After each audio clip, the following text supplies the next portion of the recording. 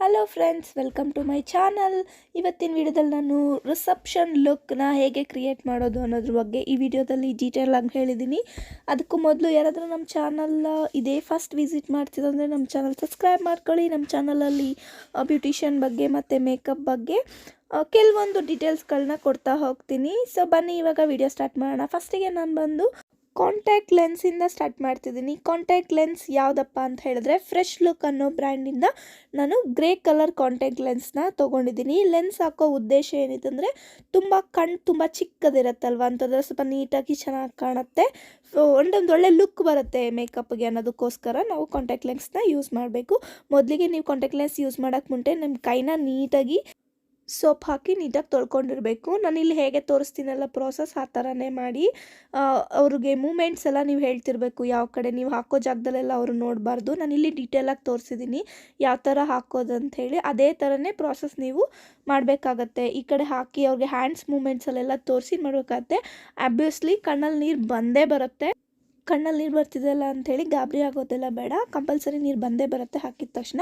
ಇದು ಕಸ್ಟಮರ್ಗೆ ಓಕೆ ಆದರೆ ಮಾತ್ರನೇ ಹಾಕಿ, ಇಲ್ಲಾಂದರೆ ಫೋರ್ಸ್ ಮಾಡೋ ಹಾಗಿಲ್ಲ. ಸೊ ಬನ್ನಿ ಇವಾಗ ನಾನು ಸ್ಕಿನ್ ಪ್ರಿಪ್ರೇಷನ್ನ ಮಾಡ್ಕೊತೀನಿ. ಫಸ್ಟಿಗೆ ಬಂದು ಶುಗರ್ ಬ್ರ್ಯಾಂಡಿಂದ ನಾನು ಕ್ಲೆನ್ಸಿಂಗ್ ವಾಟರ್ನ ತೊಗೊಂಡು ಫೇಸ್ನೆಲ್ಲ ಫಸ್ಟ್ ಕ್ಲೀನ್ ಮಾಡ್ಕೊತೀನಿ. ಅದರಲ್ಲಿ ಕಾಟನ್ ತೊಗೊಂಡು ನೀಟಾಗಿ ವಾಶ್ ಮಾಡ್ಕೊತೀನಿ. ನೆಕ್ಸ್ಟ್ ಬಂದು ನಾನು ಸಿಟಾಫಿಲ್ ಮಾಯ್ಶ್ಚರೈಸರ್ನ ಯೂಸ್ ಮಾಡ್ತಿದ್ದೀನಿ. ಇದು ರಿಸೆಪ್ಷನ್ ಲುಕ್ ಆಗಿರೋದ್ರಿಂದ ಒಂದು ಒಳ್ಳೆ ಗ್ಲಾಸಿ ಲುಕ್ಕನ್ನು ಕ್ರಿಯೇಟ್ ಮಾಡೋಣ ಅಂತ ಅಂದ್ಕೊಂಡಿದ್ದೀನಿ. ಹಾಗಾಗಿ ಸಿಟಾಫಿಲ್ ಮಾಯ್ಶ್ಚರೈಸರ್ ಬಂದು ಆಲ್ ಸ್ಕಿನ್ ಟೈಪು ನೀವು ಯೂಸ್ ಮಾಡ್ಬೋದು. ಇಲ್ಲಿ ಗ್ಲಾಸಿ ಲುಕ್ ಹೇಗಪ್ಪ ಕೊಡೋದು ಅಂತ ಹೇಳೋದಾದರೆ, ಇಲ್ಲಿ ನಾನು ಬಂದು ಮಾಯ್ಶ್ಚರೈಸರ್ ಜೊತೆಗೆ ಫಾರೆವರ್ 52ನಲ್ಲಿ ಬಾಡಿ ಗ್ಲೋ ಅಂತ ಬರುತ್ತೆ, ಅದನ್ನು ತೊಗೊಂಡಿದ್ದೀನಿ. ಬಟ್ ನಿಮಗೆ ಇದು ಸಿಕ್ಕಿಲ್ಲ ಅಂದರೆ ಎಲಿಮಿನೇಟರ್ ಅಂತ ಬರುತ್ತೆ ಕ್ರಾಯ್ಲಾನಲ್ಲಿ, ಅದನ್ನು ತೊಗೋಬೋದು. ಇಲ್ಲಾಂದರೆ ಸ್ಟ್ರೋಬಿಂಗ್ ಕ್ರೀಮ್ ಅಂತ ಮ್ಯಾಕಲ್ಲಿ ಸಿಗುತ್ತೆ, ನೈಕಾದಲ್ಲೆಲ್ಲ ಸಿಗುತ್ತೆ. ಸೊ ನೀವು ಅದನ್ನು ಬೈ ಮಾಡ್ಕೊಬೋದು. ಅದನ್ನು ಸ್ವಲ್ಪ ಅಂದರೆ ತುಂಬ ಹಾಕಬಾರ್ದು, ಸ್ವಲ್ಪನೇ ಹಾಕಿ ಮಾಯ್ಶ್ಚರೈಸರ್ ಎಷ್ಟು ತೊಗೊತೀನಲ್ಲ ಫೇಸ್ಗೆ ಅದಕ್ಕಿಂತ ಸ್ವಲ್ಪ ಕಮ್ಮಿ ಪ್ರಮಾಣದಲ್ಲಿ ತೊಗೊಂಡು ನೀಟಾಗಿ ಎರಡನ್ನೂ ಮಿಕ್ಸ್ ಮಾಡ್ಕೊಬೇಕು. ಮಾಯ್ಶ್ಚರೈಸರು ಮತ್ತು ಎಲಿಮಿನೇಟರ್ ಎರಡನ್ನೂ ಮಿಕ್ಸ್ ಮಾಡಿಕೊಂಡು ನಂತರ ಫುಲ್ ಫೇಸ್ ನಾನು ಅಪ್ಲೈ ಮಾಡ್ತಿದ್ದೀನಿ. ನೆಕ್ಸ್ಟು ಫಾರೆವರ್ 52 ಇಂದಾನೆ ಪ್ರೈಮರ್ನ ತೊಗೊಂಡಿದ್ದೀನಿ. ಅದು ನನ್ನ ಮೇಕಪ್ನ ಲಾಂಗ್ ಲಾಸ್ಟಿಂಗು ಮತ್ತು ನೀಟಾಗಿ ಬ್ಲೆಂಡ್ ಮಾಡೋದಕ್ಕೆ ಹೆಲ್ಪ್ ಮಾಡುತ್ತೆ. ಯಾವ ಕಲರ್ ಕರೆಕ್ಟಾಗಿ ಪೀಚ್.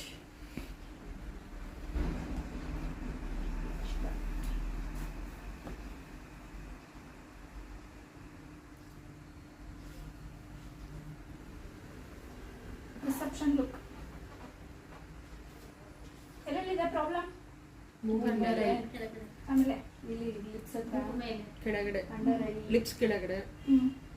ಓಕೆನಾ? ಓಕೆ.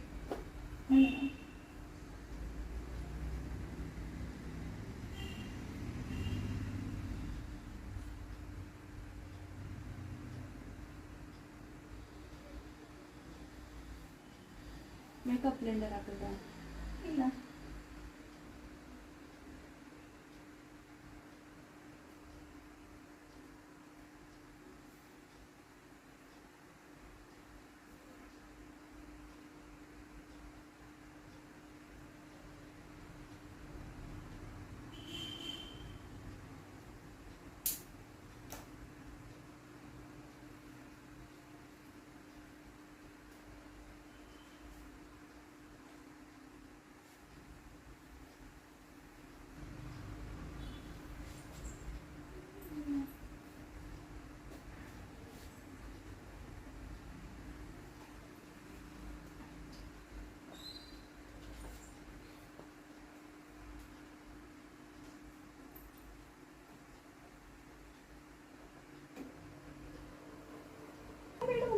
ಬಿಟ್ಬಿಟ್ಟು ರೆಕಾರ್ಡಿಂಗ್ ಇಲ್ಲ, ಸ್ಟಾಪ್.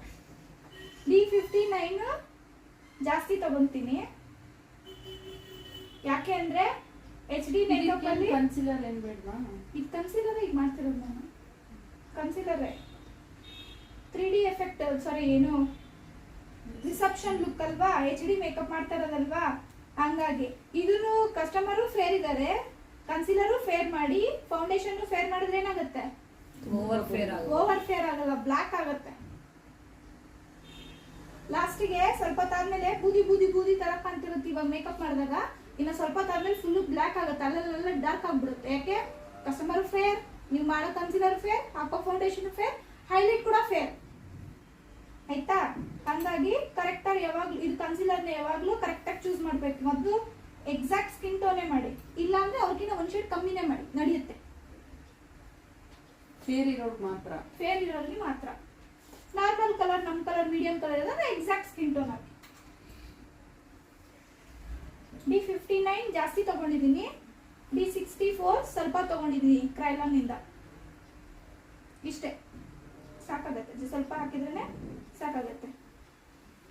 ಸೊ ಇವಾಗ ಎರಡು ಕಲರ್ನ ಮಿಕ್ಸ್ ಮಾಡ್ಬೇಕಲ್ವ ನಾನು, ಅದಕ್ಕೆ ಲೈಟಾಗಿ ಮೇಕಪ್ ಬ್ಲೆಂಡರ್ನ ಹಾಕ್ಕೊಂತೀನಿ. ಒಂದೇ ಒಂದು ಡ್ರಾಪ್ ಮೇಕಪ್ ಬ್ಲೆಂಡರ್,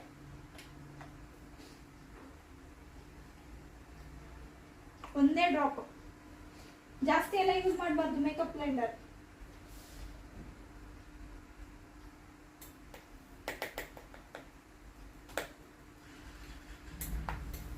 ಬರೀ ಕ್ರೈಲಾನ್ ಏನಾಗುತ್ತಾ? PS ಇದು ಫಾರ್ ಎವರ್ ಹಾಕ್ತೀನಿ. ಇಲ್ಲ ವಾಟರ್ ಬೇಸ್ ಮಾಡೋಣ ಅಂತ PS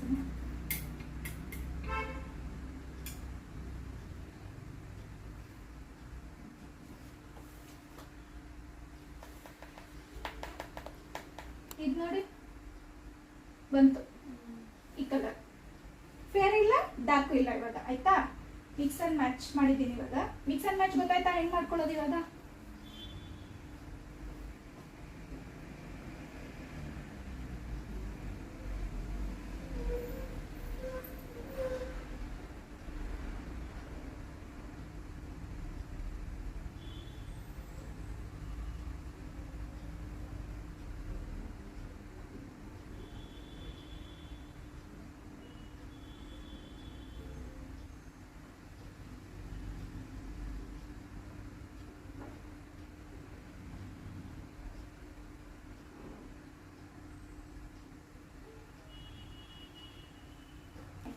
ಯಾಕೆ ಯಾಕೆ ಕ್ರೀಮ್ ಬೇಸ್ ಅದು ಡ್ರೈ ಆಗಿಬಿಡುತ್ತೆ. ಹೌದು, ಇದು ನಾನು ಯೂಸ್ ಮಾಡಿದ್ದು ಕ್ರೈಲಾನ್ ಬೇಸ್ ಬಂದು ವಾಟರ್ ಪ್ರೂಫ್ ಮಾಡೋದಕ್ಕೆ ನಾನು ಕ್ರೈಲಾನ್ ಅಲ್ಲಿ ಯೂಸ್ ಮಾಡಿದ್ದೀನಿ ಕನ್ಸಿಲರ್. ಹಾಗಾಗಿ ಹಾಫ್ ಫೇಸ್ ಮಾತ್ರ ಹಾಕೊಂಡು ಇನ್ನು ಹಾಫ್ ಫೇಸ್ ಹಾಗೆ ಪೆಂಡಿಂಗ್ ಇಟ್ಕೊಂಡಿದ್ದೀನಿ ಆಯ್ತಾ.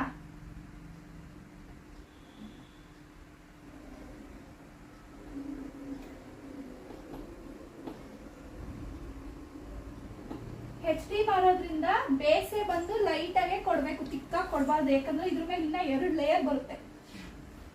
ಹೈಲೈಟ್ಸ್ 1 ಬರುತ್ತೆ, ಫೌಂಡೇಶನ್ 1 ಲೇಯರ್ ಬರುತ್ತೆ. ತುಂಬಾ ಕಮ್ಮಿ ಪ್ರಾಡಕ್ಟ್ಸ್ ಯೂಸ್ ಮಾಡಿ ಮಾಡಬೇಕು.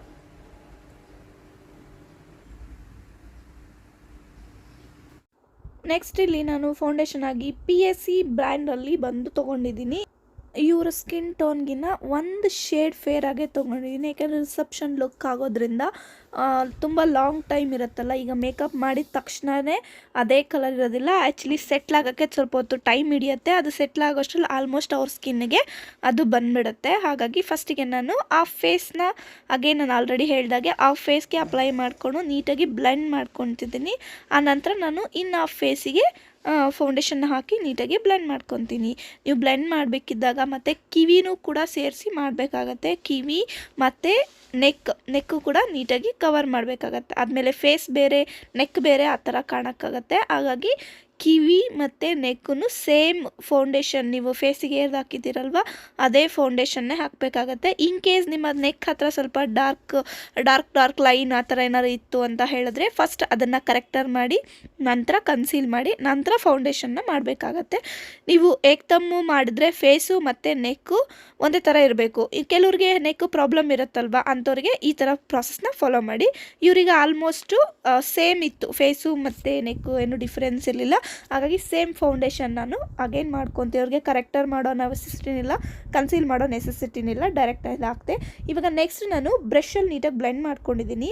ಬ್ಯೂಟಿ ಬ್ಲೆಂಡರಲ್ಲಿ ಬ್ಲೆಂಡ್ ಮಾಡೋದಕ್ಕಿಂತ ಮುಂಚೆನೇ ನಾನು ಮ್ಯಾಕ್ ಫಿಕ್ಸಿಂಗ್ ಸ್ಪ್ರೇನ ಯೂಸ್ ಮಾಡಿ ನಂತರ ಒಂಚೂರು ಡ್ರೈ ಆದಮೇಲೆ ಬ್ಯೂಟಿ ಬ್ಲೆಂಡರಲ್ಲಿ ಬ್ಲೆಂಡ್ ಮಾಡ್ಕೊತೀನಿ.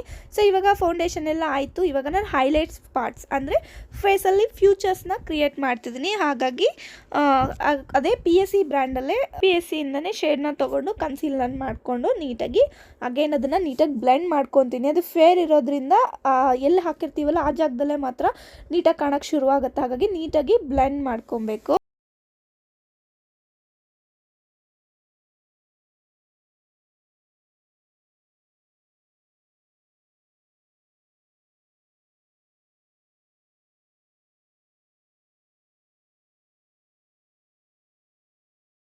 ಅದೇ ಕನ್ಸೀಲರ್ನೇ ಐ ಮೇಲೆ ಕೂಡ ಮಾಡ್ಕೊತಿದ್ದೀನಿ. ಯಾಕಂದರೆ ಐ ಮೇಕಪ್ ಮಾಡೋದಕ್ಕಿಂತ ಮುಂಚೆ ಐನೂ ಕೂಡ ಕನ್ಸೀಲ್ ಮಾಡಿಕೊಂಡು ಪ್ರಿಪ್ರೇಷನ್ ಮಾಡ್ಕೋಬೇಕಾಗತ್ತೆ. ಸೊ ಕ್ರೈಲಾನ್ ಅವ್ರದ್ದು ಬಂದು ನಾನು ಲೂಸ್ ಪೌಡರ್ನ ಯೂಸ್ ಮಾಡ್ತಿದ್ದೀನಿ. ನೀವ್ಯಾರಾದರೂ ಲೂಸ್ ಪೌಡರ್ನ ತೊಗೋಬೇಕು ಅಂತ ಹೇಳೋದಾದರೆ ಕ್ರೈಲಾನಲ್ಲಿ ತೊಗೊಳ್ಳಿ, ತುಂಬ ಚೆನ್ನಾಗಿ ಲಾಂಗ್ ಲಾಸ್ಟಿಂಗ್ ಬರುತ್ತೆ.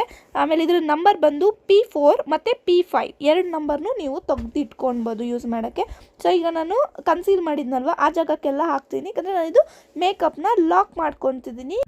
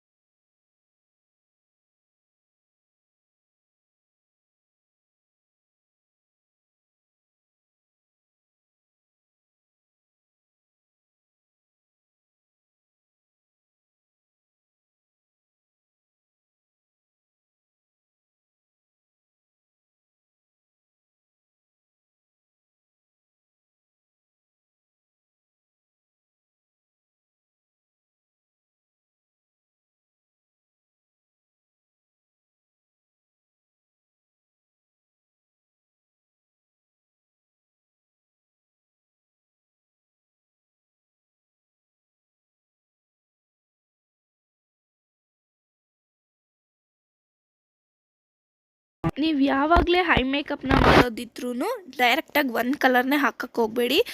ಬೇಸಿಕ್ ಅಂದರೆ ತುಂಬ ಲೈಟ್ ಕಲರಿಂದನೂ ಶುರು ಮಾಡಿ light and medium and dark ಈ ಥರ ಒಂದು ಕಡೆಯಿಂದ ಮಾಡ್ಕೋಬೇಕಾಗತ್ತೆ. ಇಲ್ಲಿ ನಾನು ಬಂದು ಗ್ಲಿಟರ್ ಹೈ ಮೇಕಪ್ ಮಾಡ್ತಾ ಇರೋದ್ರಿಂದ ಅವ್ರ ಸ್ಯಾರಿ ಕಲರೇ ನಾನು ಯೂಸ್ ಮಾಡ್ತೀನಿ. ಅದರಲ್ಲೂ ಲೈಟಿಂದ ಸ್ಟಾರ್ಟ್ ಮಾಡಿ 2 ಕೋಡ್ ನಾನು ಮಾಡಿದ್ದೀನಿ. ಲೈಟ್ ಕಲರ್ ಒಂದು, ಮೀಡಿಯಮ್ ಕಲರ್ ಒಂದು ಹಾಕಿಬಿಟ್ಟು ನಾನು ಮಿಡಲಲ್ಲಿ ಮಿಸ್ ಕ್ಲೇರ್ ಅವ್ರದ್ದು ಗ್ಲಿಟರ್ ಜೆಲ್ನ ಯೂಸ್ ಮಾಡ್ತಿದ್ದೀನಿ. ಗ್ಲಿಟರ್ ಜೆಲ್ನ ಹಾಕಿ ನಾನೀಗ ಗ್ಲಿಟರ್ ಎಲ್ಲಿ ಹಾಕ್ತೀನಲ್ವ ಆ ಜಾಗಕ್ಕೆ ಫುಲ್ಲು ಗ್ಲಿಟರ್ ಜೆಲ್ನ ಹಾಕಿ ನಾನು ನೀಟಾಗಿ ಗೋಲ್ಡ್ ಕಲರ್ ಮತ್ತು ಲೈಟ್ ವೈಟ್ ಮಿಕ್ಸ್ ಇರೋವಂಥ ಗ್ಲಿಟರ್ನ ತೊಗೊಂಡು ಬ್ರಷಲ್ಲಿ ನೀಟಾಗಿ ಟ್ಯಾಪ್ ಮಾಡ್ತಿದ್ದೀನಿ. ಬ್ಲೆಂಡ್ ಮಾಡಬಾರ್ದು, ಅದನ್ನು ಟ್ಯಾಪ್ ಮಾಡಬೇಕು. ನಾನು ಬ್ರಷಲ್ಲಿ ತೊಗೊಂಡು ಐ ಬಾಲ್ ಮೇಲೆ ಮಾತ್ರ ಗ್ಲಿಟರ್ನ ಹಾಕಿ ಟ್ಯಾಪ್ ಮಾಡ್ತಿದ್ದೀನಿ.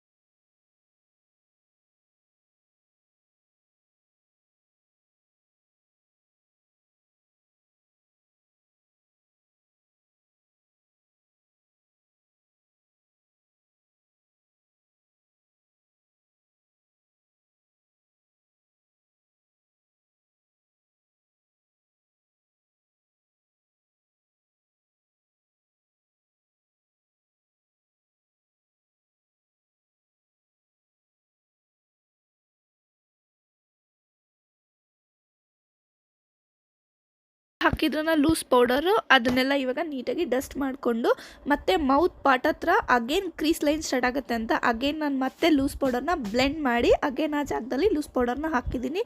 ನೆಕ್ಸ್ಟ್ ಇಲ್ಲಿ ಫಾರ್ ಎವರ್ 52 ಇಂದ ಪಾಟ್ ಕಾಜಲ್ನ ತೊಗೊಂಡಿದ್ದೀನಿ. ನಾನಿಲ್ಲಿ ಫಸ್ಟಿಗೆ ಲೈನರ್ ಬದಲು ಪಾಟ್ ಕಾಜಲಲ್ಲೇ ಲೈನರ್ನ ಹಾಕ್ತಿದ್ದೀನಿ.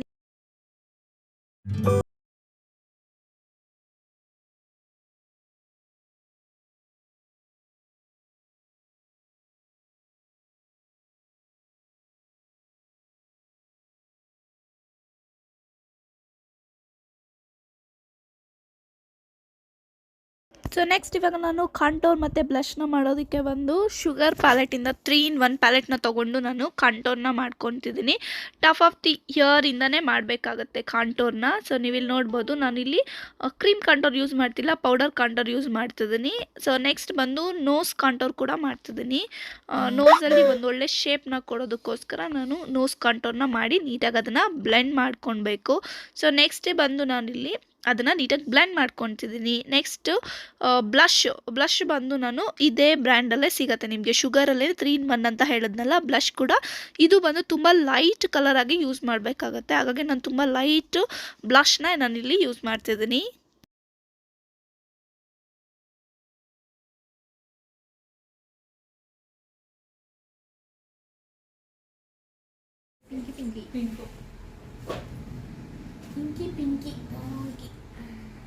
ಆಲ್ಮೋಸ್ಟ್ ಎಲ್ಲರಿಗೂ ಸ್ಯಾರಿ ಪಿಂಕು ಇಲ್ಲ ಅಂದ್ರೆ ಆರೆಂಜ್ ಹಿಂಗೆ ಇರುತ್ತೆ. ರೆಡ್ ಇರುತ್ತೆ. ಗ್ಲಾಸಿ ಲುಕ್ ಅಲ್ವಾ ಮಾಡ್ತಿದ್ದೀವಿ ನಾನು ಆಲ್ರೆಡಿ ಅದು ಗ್ಲಾಸಿ ಕಾಣೋದಕ್ಕೆ ಏನು ಮಾಡಿದೆ, ಮಾಯಿಶ್ಚರೈಸರ್ ಅಲ್ಲಿ ಬಾಡಿ ಅಥವಾ ಏನೇನೆಲ್ಲ ಮಿಕ್ಸ್ ಮಾಡ್ಕೋಬಹುದು. ಇವಾಗ ನಾನು ಗ್ಲಾಸಿ ಲುಕ್ ಮಾಡ್ತೀನಿ ಅಂದ್ರೆ ಫಸ್ಟ್ ಫಿಕ್ಸರ್ ಮಾಡಬೇಕು. ಫಿಕ್ಸ್ ಆಗ್ಬಿಡುತ್ತೆ, ಅದು ಏನೇ ಮಾಡಿದ್ರು ಫಿಕ್ಸ್ ಆಗ್ಬಿಡುತ್ತೆ. ಇವಾಗ ನಮಗೆ ಗ್ಲಾಸಿ ಕಾಣ್ಬೇಕಲ್ವಾ, ಸೊ ಹಾಗಾಗಿ ನಾನು ಏನ್ ಮಾಡ್ತೀನಿ, ಬ್ರಷ್ ಎಲ್ಲ ಹಾಕಿ ಈಗ ಫೈನಲ್ ಸೆಟಲ್ ಮಾಡ್ತೀನಿ, ಮತ್ತೆ ಹಾಕಲ್ಲ. ಅದಾದ್ಮೇಲೆ ಮೇಲೆ ಗ್ಲಾಸ್ ಶೈನಿಂಗ್ ಹಾಕ್ತೀನಿ. ಇವಾಗ ಶೈನಿಂಗ್ ಏನಾಗುತ್ತೆ, ಫಿಕ್ಸ್ ಆಗ್ಬಿಡುತ್ತೆ, ಕಾಣಲ್ಲ. ಫಿಕ್ಸರ್ ಹಾಕಿದಾಗ ಫಿಕ್ಸ್ ಆಗ್ಬಿಡುತ್ತೆ, ಅದು ಆ ಕಡೆ ಈ ಕಡೆ ಕಾಣಲ್ಲ. ಬಟ್ ಇವಾಗ ಫಿಕ್ಸರ್ ಹಾಕಿದ ಮೇಲೆ ಅದು ಹಾಕಿದ್ರೆ ಶೈನಿಂಗ್ ಚೆನ್ನಾಗಿ ಕಾಣಿಸುತ್ತೆ. ಇದು ಗ್ಲಾಸಿ ಲುಕ್ ಟೆಕ್ನಿಕ್.